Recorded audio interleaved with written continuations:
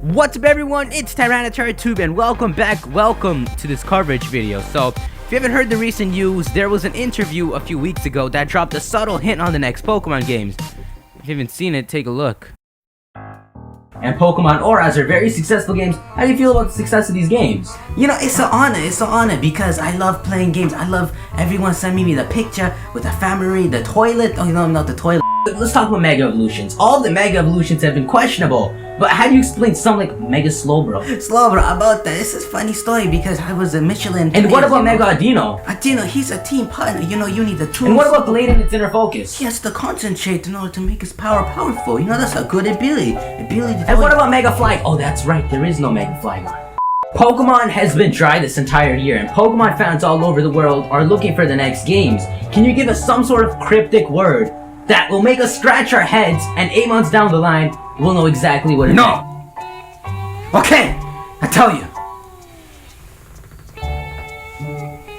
Flowers. Okay, flowers. That's very interesting. That can mean a lot. That can mean a lot of things. Flowers, that's interesting because Bye-bye, asshole! What? How am I? You screwed up my Mega. How am I an asshole? God damn it, man. What do you mean by flowers? Whoa. That interview was actually between Nintendo World Report and Game Freak's marketing director, but I just wanted to throw Junichi in that. Do they call him Junichi or Masuda? But if you want an example of what this hint could mean, take this in.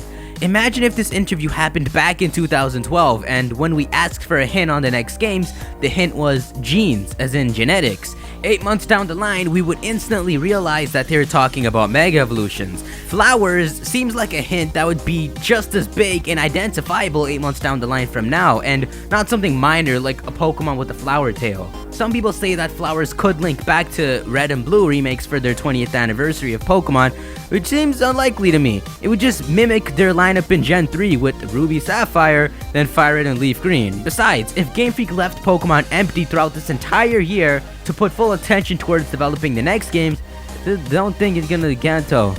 So now that that's out of the way, what does flowers mean? Well, we do have one hint.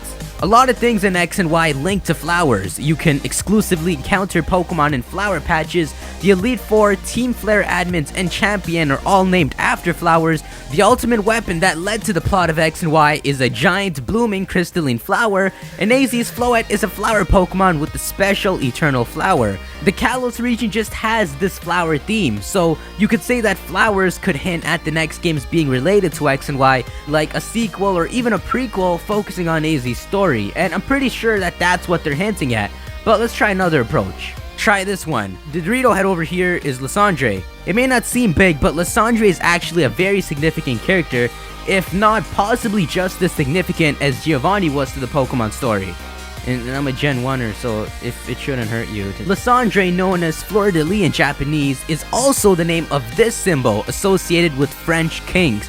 Fleur-de-Lis means flowers and lilies, and if it's associated with French kings, it's also associated with the oldest known king of the France-based region, AZ.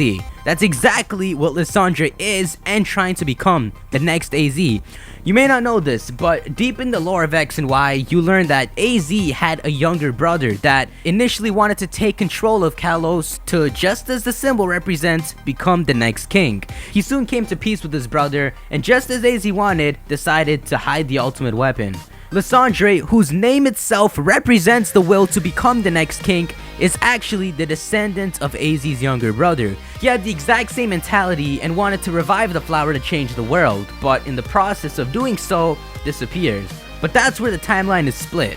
We don't know what happened to Lysandre at the end of X and Y, but from what it seems, the story of Pokemon X makes Lysandre immortal, and the story of Pokemon Y kills Lysandre. If the next games are X and Y sequels, then most definitely the split timeline will continue in 2 different games connected to X and Y. It all links back to that one word, and we'll all be punching walls when we realize how obvious it was 8 months down the line.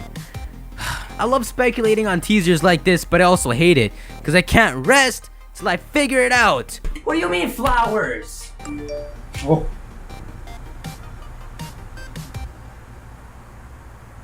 Oh my.